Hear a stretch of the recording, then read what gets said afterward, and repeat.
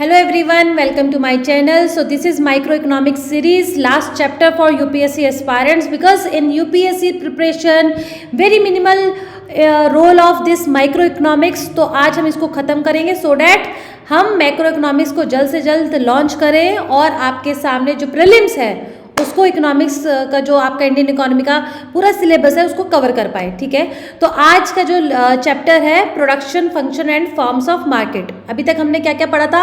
Introduction हमने समझा, demand समझा, कंज्यूमर बिहेवियर। पूरी इकोनॉमिक्स दो ही चीज में खत्म है। एक तरफ आपका क्या है? कस्टमर कंजम्पशन, कंजम्पशन की तरफ से डिमांड, दूसरी तरफ आपका प्रोडक्शन यानी कि सप्लाई है ना। तो demand and supply, these market forces basically influence the activity, the run or the activities in the market related to goods and services। तो जो भी आपकी पूरी इकोनॉमी छुपी हुई है वह ये दो मार्केट फोर्सेस पे ही है। तो अब आपका आता है प्रोडक्शन और फॉर्म्स ऑफ मार्केट। प्रोडक्शन में क्या होता है कि कोई दुकानदार जो है, जो भी आपका सेलर है, वो प्रोड्यूस कर रहा है with the help of factors of production. चार फैक्टर्स होते हैं: land, labour, capital and entrepreneurship. ठीक है, so when input, all these inputs convert into the output, that is production, है ना। So it is defined as the process of creating goods and services with the help of factors of production, which I told you, the four factors, और inputs for satisfaction of human wants, that becomes production. ठीक है, ये production process है। ठीक है, ये आपका output है। उसके बाद आपके इसके शॉर्ट टर्म, देखो ऐसा क्या होता है, जो प्रोड्यूसर होता है उसका हमेशा से एक ही गोल होता है, to earn maximum profit with the help of cost reduction of the raw material of production process. वो हमेशा कैसे करेगा मैक्सिमम प्रॉफिट अर्न करने के लिए?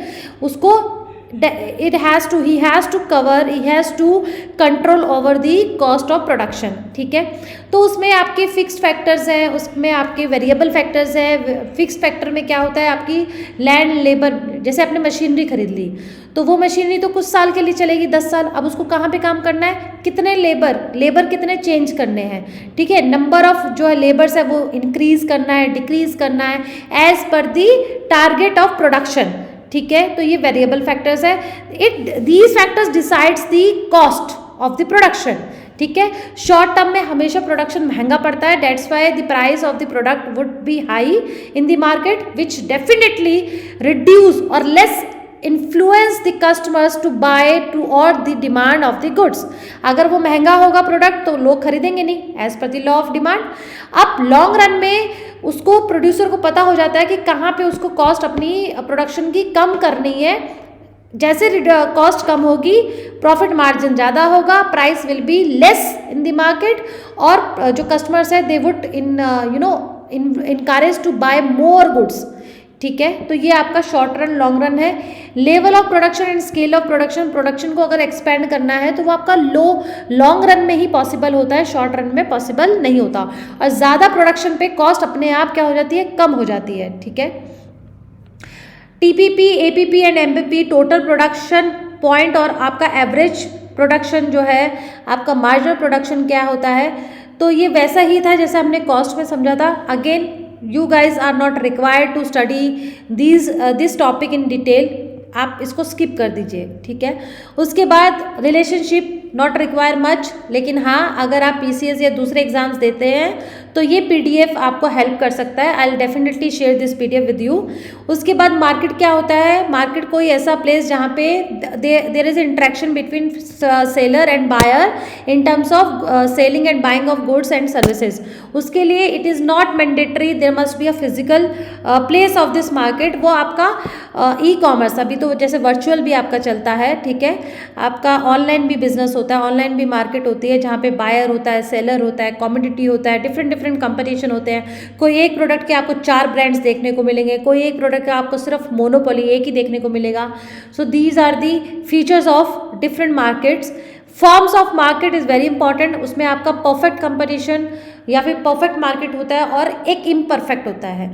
परफेक्ट क्या होता है? जहाँ पे सारी वस्तुएं, सारे प्रोडक्ट्स एक जैसे हैं, लार्ज नंबर ऑफ सेलर्स हैं, सिमिलर प्रोडक्ट्स हैं, लार्ज नंबर ऑफ कस्टमर्स हैं। It's very possible to the larger extent in the existence of the world में ऐसी मार्केट नहीं होती, बस थोड़ी थोड़ी जगह में देखने को मिलती है, जैसे कि वेजिटेबल मार्केट, जहाँ पे एक जैसी सब्जियां दिख रही हैं, लगभग एक जैसे आपके दुकानदार हैं, सेम रेट है, तो उसमें प्रॉफिट का कोई ज़्यादा चांस होता नहीं है। इम्परफेक्ट में जाते हैं तो 3 तरह की मार्केट देखने को मिलेगी आपको। मेजरली मोनोपोली, जिसमें सिंगल सेलर है, ठीक है। आप इंडिया में ले सकते हैं रेलवे सेक्टर क्या है, मोनोपोली है, कोई कंपटीशन ही नहीं है, ठीक है। अगेन ये एक सीमित सेक्टर पे ही काम करता है, इस तरीके का स्ट्रक्चर। मोनोपोलिस्टिक क्या होता है, मोनोपोलिस्टिक होता है जहाँ पे आपके लार्ज नंबर ऑफ सेलर्स होते हैं, बट आपके जो प्रोडक्ट होते हैं वो थोड़े से हिट्रोजीनस होते हैं, सेम नहीं होते। And I am telling you this market really exist in the real world. आप देखोगे साबुन के बहुत सारे सिमिलर प्रोडक्ट्स हैं, शैम्पू तरह तरह के हैं, प्राइस में थोड़ा सा वेरिएशन होता है, तभी आपका प्रॉफिट मार्जिन भी हो सकता है, थोड़ा कंट्रोल भी होता है प्राइस पे, किसका, सेलर्स का।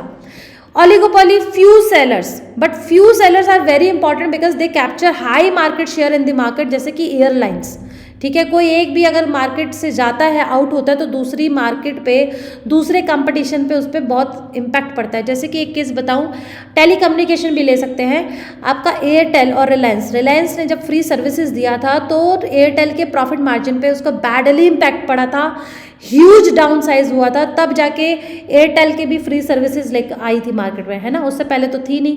So this is all about micro economics in a brief manner. I thought and I am assuming कि आपको वो समझ में आया होगा एक्चुअल बेस, क्योंकि कभी कभी हम ना ब्लैंक होते हैं, माइक्रो इकोनॉमिक्स यार तूने पढ़ा है क्या होता है, नहीं, तब समझ में नहीं आता, लेकिन मैंने कोशिश करी कि ब्रीफ मैनर में आपको बता दूं, क्योंकि टाइम हमारे पास कम है। Now I will come with the Indian economy lecture, ठीक है, उससे हम स्टार्ट करते हैं। दूसरी सीरीज़ अगर आप मेरे चैनल पे देखेंगे तो मैंने टर्म्स पे बनाना शुरू किया है, जैसे कि बैंकिंग सेक्टर के 3 टर्म्स मैं बना चुकी हूँ, आप जाके देख सकते हैं। Please like and subscribe my channel. Thank you.